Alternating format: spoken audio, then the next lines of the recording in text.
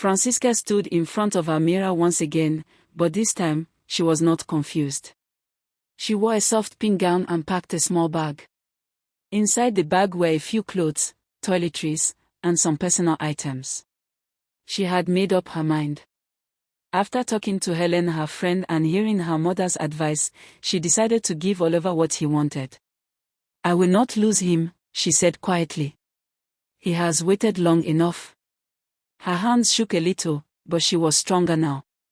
She picked up her phone, ordered a taxi, and left the house with hope. During the ride to Oliver's house, Francisca stared out the window. Her heart was beating, but not from fear. It was from determination. She still thought about Pastor Bob, but she pushed the thoughts aside.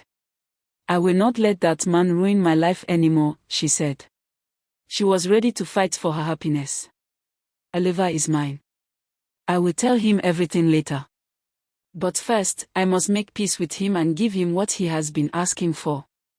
The driver said nothing as she spoke to herself. When they got to the gate, she paid and stepped out. Francisca knocked at Oliver's door and waited. There was no response. She knocked again. After a while, the door opened slightly, but no one stood behind it. She pushed it open and stepped inside. "Oliver, it's me, Francisca," she called out. She walked into the sitting room, but it was empty. She heard faint sounds from the bedroom and moved slowly towards it. As she opened the door, her whole world stopped. There on the bed was Olive. He wasn't wearing anything. Catherine was on to .p of him. They both turned in shock as they saw her. Catherine quickly pulled a bedsheet over herself. "Jesus!"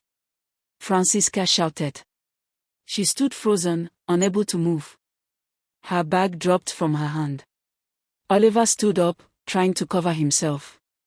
"Francisca, what are you doing here?" he asked.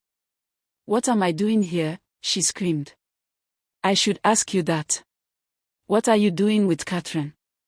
Catherine sat on the bed, looking down, unable to speak. "So this is what you've been doing behind me?" Francisca continued. "Sleeping with another woman. And not just any woman, Pastor Bob's daughter." Oliver rolled his eyes. "Calm down, Francisca," he said.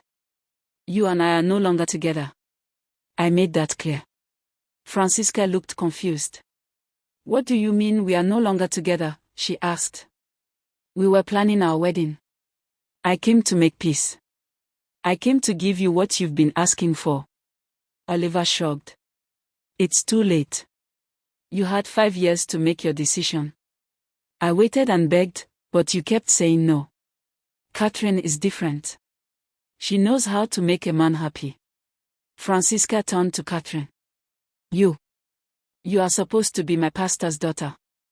You know everything about our wedding plans, and this is how you destroy me." Catherine didn't speak. She just looked away in shame. Francisca's chest rose and fell quickly. "Oliver, how could you do this to me? Just a few days ago, you were calling me your wife." Oliver walked closer. "You were the one who ended it, Francisca. You told me if I didn't wait until the wedding, I wouldn't get what I wanted. I took your word seriously, so I moved on." Francisca's eyes filled with tears. "So this is your way of moving on? Sleeping with Catherine under the same roof where we planned our life?" Oliver nodded. "She gave me what you refused to give me. It's that simple." "But you knew I was coming today," Francisca cried. "I came because I changed my mind. I was ready." Oliver looked surprised. "Then you should have come earlier. I won't keep begging for what should already be mine." Catherine slowly stood up and picked her clothes from the floor. "I didn't plan for this to happen like this," she said softly. Francisca looked at her. "You betrayed me," she whispered. "You of all people." Catherine walked out of the room without saying another word. Francisca sat on the floor, unable to stop the tears. Everything she feared was happening right before her. Oliver sat back on the bed.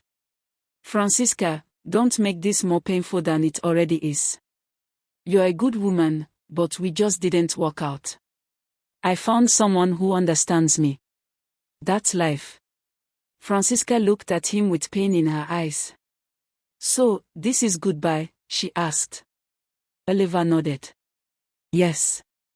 I've made my choice.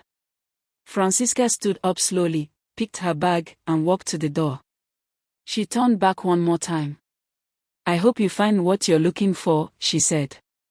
Oliver said nothing. He looked away. She opened the door and walked out of the house silently. As she stepped outside, the wind touched her face. Francisca looked up at the sky and breathed deeply. The tears came again, but this time, she wiped them away quickly. I gave up everything for him, she said. And this is what I get in return. She walked to the gate, her steps slow but steady. Her dreams were shattered, her heart broken, but her mind was clear. She had been rejected. Betrayed. But she still had her voice. She still had her truth. And somehow, she knew she would rise again. But the pain of this moment would not be forgotten. Back inside the room, Oliver sat on the bed and picked up his phone. Catherine returned and sat beside him. Are you sure you're okay with this? She asked. Oliver nodded. She couldn't give me what you gave me. That's the truth. Catherine looked at him silently. He added coldly, Francisca held on to nothing for 5 years. You, on the other hand, gave me everything in one night. That's why I chose you. Outside, Francisca's voice echoed in her heart. I came to give you what you asked for. But it was too late.